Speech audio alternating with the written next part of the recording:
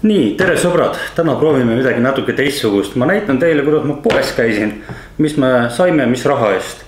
Kõigepealt ma nägin, Maximas oli väga hea kampaania hinnaga. Kartul, siin läks meil 25 senti siukse koguse eest, peaaegu kilo. Ja siin läks natuke üle kilo, põhimõtteliselt 2 kilo kartulit, väga soodne hind. Ostsin 2 sibulat, üks oli 6 senti, teine oli 12 senti vastavalt vajadusele. Küüslauk, palju maitset, 10 senti. Väike punane ilus paprikas oli hea hinnaga, 31 senti, samamoodi. Üks porgand, 3 senti. Kui ma läksin poodi, ma mõtlesin, mul oleks vaja mingisugust lihatoodet. Ma leidsin, kusjuures mitte tänase kuupäevaga, vaid homse kuupäevaga. Seakuljass, €19, väga hea leid ja selle ümber ma planeerisin enda järgmised ostud. Ma leidsin ka ilusa väikse kapsa, 49 senti. Ja salati jaoks oli kurk alla hinnatud. Kõigest 49 senti. Pakk piima. Kõik see kokku läks, ma näitan teile, 3,88. Vaatame, kas siin on kaamerast näha või mitte. 3,88. Ja te mõtlete nüüd, mida me selle eest saame. No, kõigepealt vaatame.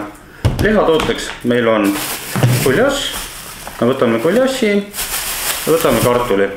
Sellele juurde üks sibul ja siis on juba meil olemas kartul, kuljass, sibul. Kastme jaoks muidugi ideaalis võiks kasutada kas koort, hapukoort, midagi siukest.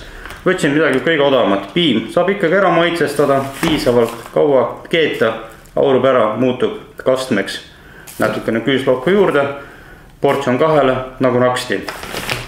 Siis meil jääb veel üle palju võimalusi. Me saame võtta veel sibulat, teha näiteks sibulat, praekartuli, väga lihtne klassika. Kui me lisame siia kapsa, saame juba teha sükest ühepoja toidulaadset toitu. Väga lihtne, saame teha samamoodi kartulikotletti ja päeva lõpuks kõik, mis järgi jääb, lihtsalt kokku visata, teha supp, vähemalt 4 sööki, kõik kokku 3,88. Ma arvan, et 3 päevaks saab söödud 2 inimest. Kui me võtame 2 portsjonit kuljassi, 2 portsjonit suppi, 2 portsjonit kotletti ja ühepäeva toiduga juurde. Ütleme 8 portsjonit. Niimoodi käisin poes, mis te arvate? Poodide koha pealt. Ma käisin Maximas ja ma garanteerin teile, kui ma oleksin läinud Selverisse, mul oleks kindlasti läinud 2 korda rohkem. Jälgisin kampaaniaid, ma nägin, kartul oli alla hinnatud ja jälgisin ka liha. Seega tuleb käia targalt poes, kuu lõpus raha vähe, no muidugi ostaks kallist veiseliha, aga praegu saime niimoodi tehtud.